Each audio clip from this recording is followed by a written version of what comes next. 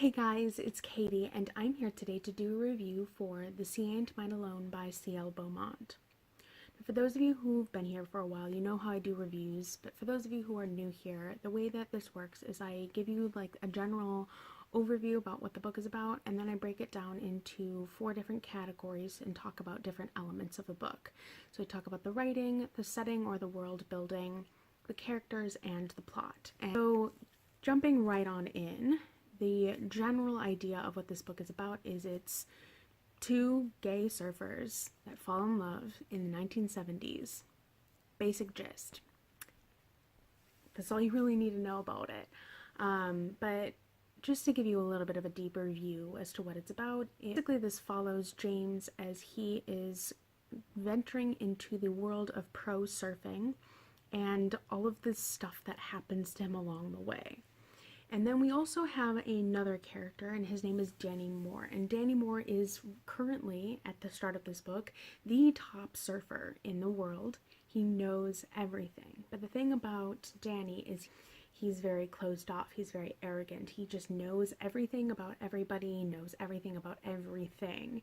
And as the story goes on, him and Jimmy meet, and things happen from there, basically. Both of them have very complex stories, and it just is just so well done, and I loved every second of it. Breaking it down by element, let's start by talking about the writing. Now, the writing in this book, I thought personally, was very, very well done. It's very flowery and very over the top in some ways, but at the same time, it really, really fits the story that's being told. It captures the essence of, the waves and the beach and the sea in general, and it's just got a very rolling and very dramatic feel to it. And I know that would bother some people, but as I said, I thought it really, really worked incredibly well for the story that was being told. You guys know I don't generally pay attention to the writing. I normally just see it as kind of a vehicle for the overall story and for the characters, but here it's really hard not to notice the writing, and when you do, it just really speaks to you in a way, and it gives you chills at points, and it's just so incredibly well done. And the steamy, sexy scenes that are in the book, because there's quite a bit of that as well. They were also really, really well done. They were done respectfully. They were done in a very poignant and crafted way, and I just really liked them. And I tend to have trouble reading sexy, smutty scenes. I tend to remove myself from the situation. Don't know why, but I do.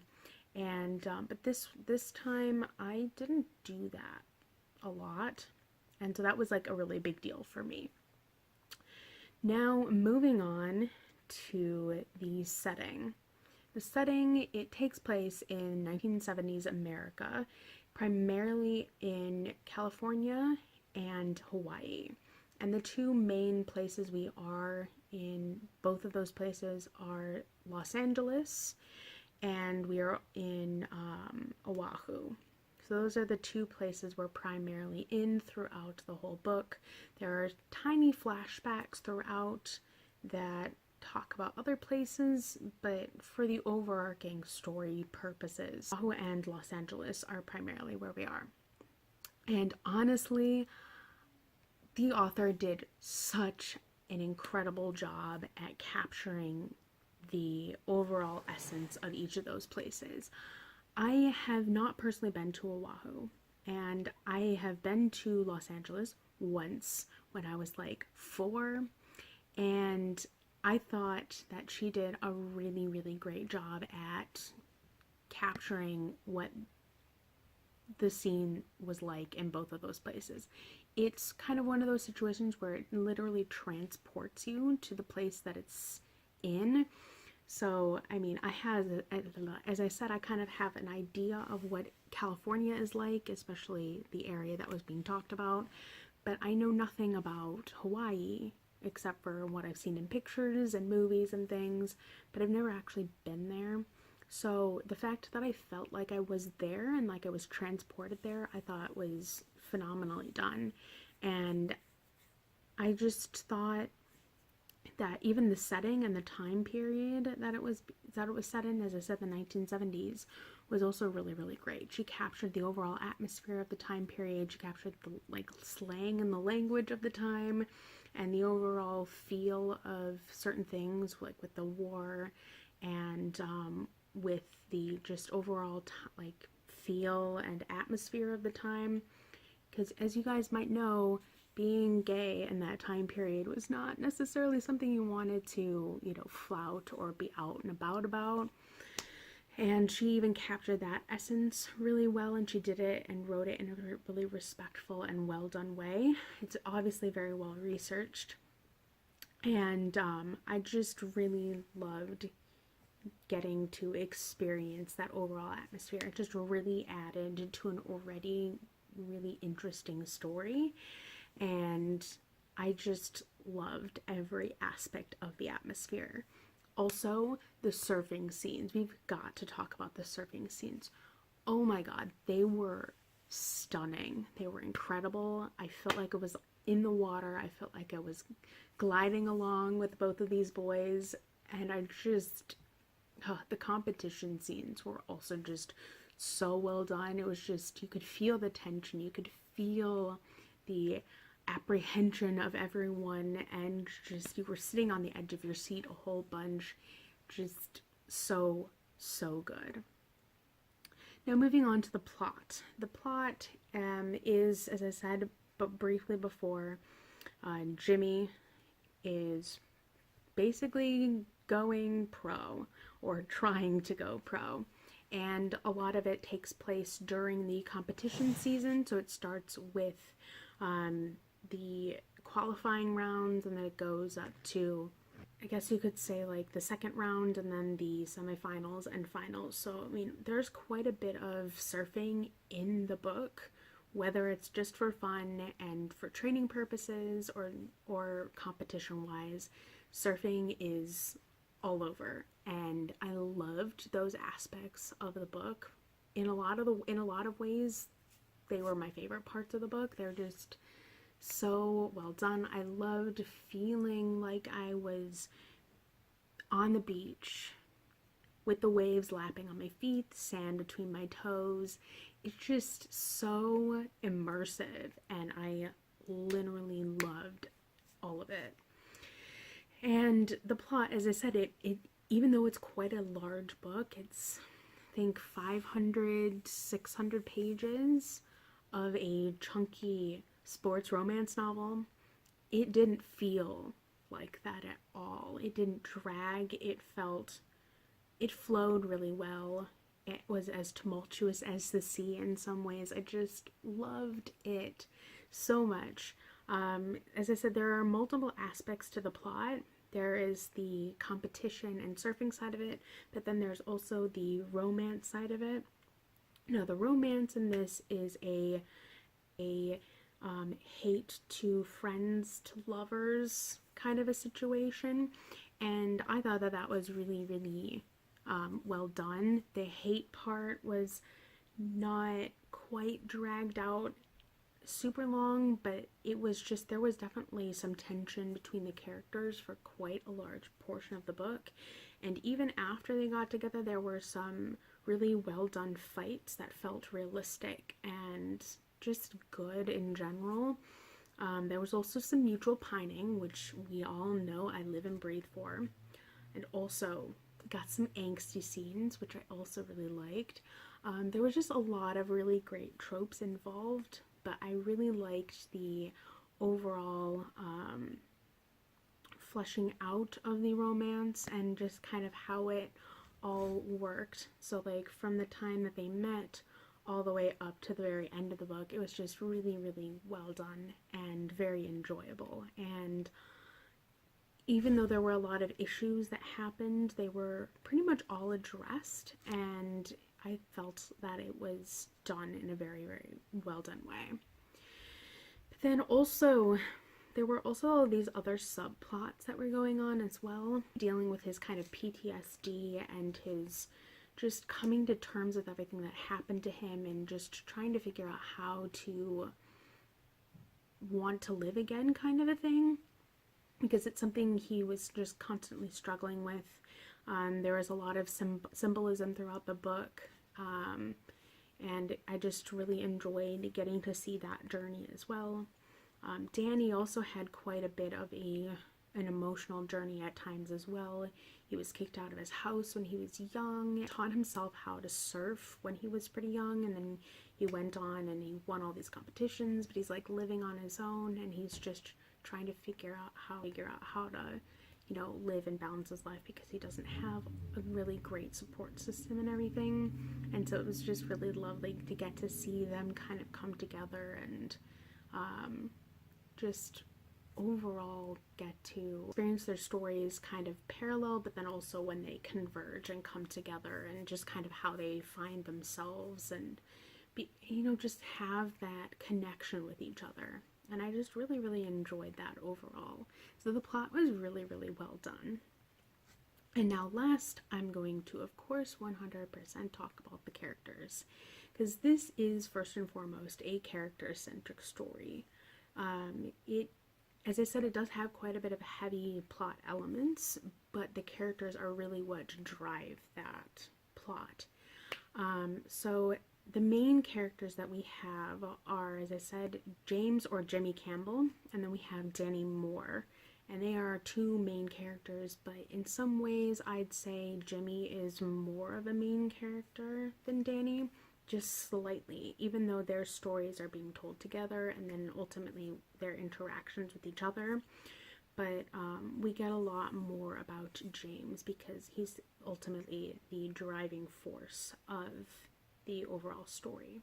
But then we also have some really great side characters as well. We have Rob, who is Jimmy's best friend, and we also have Lahela, who is Danny's stepmother. And then we also have Lori, who is Rob's girlfriend and also one of Jimmy's friends. And their interactions with the characters add a whole bunch to everything. We have other like background side characters that also really add things, but they are not as big of a part of the story as the other ones that I mentioned. So I'm really mostly going to focus on talking about those 5 characters. So first, talking about Jimmy is our primary main character, and he is, as I said before, a Vietnam War veteran, and he is kind of finding his life again through surfing, and just loves being out on the water. He finds it very calming, he finds it very soothing, he finds that he can pretty much erase who he is and all of the horrors he's had when he goes out on his surfboard. So it's a very, very healing thing for him. And I just loved getting to see his journey of, you know, with all of the people around him, and just kind of how surfing has kind of helped him live again and helped him build these relationships around him. And it's just all very, very symbolic and very, very beautiful to watch. But just seeing his story, seeing him kind of come to terms with being gay and what that means and how it affects people around him and how it affects him, and just getting to watch him embrace that and just finally get to live the life that he's always wanted is really, really beautiful to watch. And I just loved his character a whole lot. Like, in some ways I connected more with him than any of the other characters, and that's probably intentional in some ways because of the way the story is written. As I said, it is multi-POV, but I just felt like in some ways I connected more with Jimmy. Now moving on to Danny. Danny is significantly younger than Jimmy in some ways. I think there's a 10-year age gap. And it, just hearing about Danny's story is also incredibly heartbreakingly beautiful, I guess is what I'm going to call it. Danny was kicked out of his house at a really young age because his father found out that he was gay. And so Danny goes out on his own, basically. He lives on his own. He doesn't finish school. and he just teaches himself how to live by himself. He becomes a mechanic of sorts, and he finds a really nice place to live with an interesting guy who we don't really get to interact with much, but he's, I guess, an author or something. And then also just ultimately how Danny finds himself through surfing, and surfing is ultimately what leads him to Jimmy. So just getting to see all of that symbolism tied together. So surfing, surfing and love is a really great thing. But Danny is very known to be very closed off and very arrogant and rude in some ways, because he's just kind of a know-it-all. Like, he literally knows everything. He feels like he's better than everyone else. He calls everyone idiots, like, on the daily. And just, he's so endearing, because it's just like, dude, you can't be like this all the time. And you find out that there is more to him than meets the eye. You find out that he does have quite a soft side, and that he is very caring and kind and loving and just overall wonderful, and just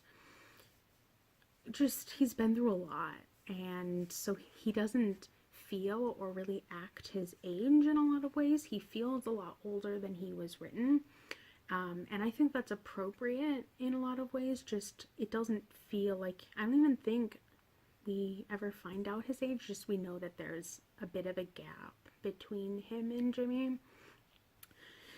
But I really, really liked that, and just their dynamic and how they came together was really, really great, because I mean, they both help and heal each other, and as I said, they have a tense relationship at first, but there is also this kind of instantaneous attraction, but like they don't act on it for a while, so it's got a bit of a slow burn element to it too. So I mean, it's just a lot of stuff, and it was all just really, really well executed. I loved watching their journey and how they came together, and watched all of the trials and tribulations that they went through in order to be with each other, and all of that stuff. It was just super well done, and their characters really, really complemented each other well, and I just loved getting to see, as I said, their journey together. Now, briefly touching on Rob, Lori, and Lahela. Rob is the best, and I mean that in like every way. I love Rob with my whole soul, right? Okay, great. Rob is Jimmy's best friend, and they've known each other for 2 years. Jimmy met him right kind of when he came back from Vietnam, but Jimmy is not very open about his past and about really anything until he meets Danny.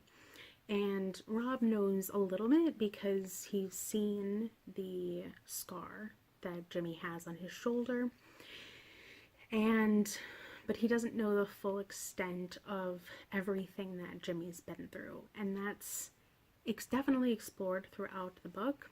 But so is the fact that at the beginning of the book, Jimmy is in love with Rob, and it's complicated because Rob is in a relationship with a woman, Lori, and that also just gets explored as the book goes on as well. I just loved Jimmy and Rob's friendship so much. It was like one of the best friendships I've seen in a book in a while. Just so well done, and Rob is just the best boy. And so is Lori, honestly. Lori knows a lot more than people are led to believe. Like, she knows just about this whole, like, history situation thing. I just loved getting to see that explored, and just, I don't know. They're just so good to Jimmy. They are Jimmy's family in a lot of ways, because Jimmy's mother passed away and he never knew his father. He doesn't have any siblings. He has an aunt and an uncle, but they live up in, I think, San Francisco, so like super far away. I think it's like a 7-hour drive to go find them from Los Angeles. Correct me, California people, if I'm wrong on that, but it's like quite a distance because NorCal versus SoCal. But anyway, I just loved getting to see Rob, Lori, and Jimmy's kind of like found family situation. It was just really, really lovely to watch. And then finally, briefly talking about Lahela. Lahela is, as I said, Danny's stepmother, and she's not quite accepting of him at first because, when Danny was kicked out, everyone was just kind of like, stay away from this boy, he's like the plague kind of a thing. But Lahela did ultimately start writing letters to Danny, but Danny never wrote back because he felt like he couldn't. And it was just absolutely heartbreaking to watch that. And then ultimately, as the book goes on, they do kind of meet again, and then they start to rekindle their relationship. And that's also really lovely to watch because it's just beautiful and super well done. And I was just a huge fan of the whole thing. Now, if you can't tell, I loved this book a whole lot. There were times where I did feel a little bit disconnected and that like things were like a little bit over the top, but overall it really didn't impact my experience at all. I just really immersed myself in the book and just enjoyed my time there.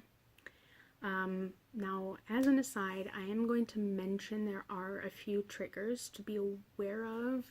I mean, as I mentioned before, there are war flashbacks, there's some PTSD discussion. It's not labeled that, but it's clearly PTSD. Depression, brief mention of suicidal thoughts, alcoholism, not for any of the main characters, but there are some other side characters from our boy's past that had some alcohol issues. Also some period typical homophobia, because this is the 1970s and it is a thing in that time period, so be aware of that. And I think that might be it. But I am going to link my Goodreads review down below for you guys, because I do go into a little bit more depth into all of the potential triggers there are for you guys. So I'll just link that for you guys down below. But anyway, that's about all I've got for you guys today. If you know the drill at this point, I have both of my social media links down below in the description. I have a Twitter and a Goodreads, as I said, which are both linked down below. And then I also have my Ships and Fandoms page also down below, because some people have been interested in that lately. So you can also check that out down below. And I will catch you later in another video with you guys again soon. Okay, bye!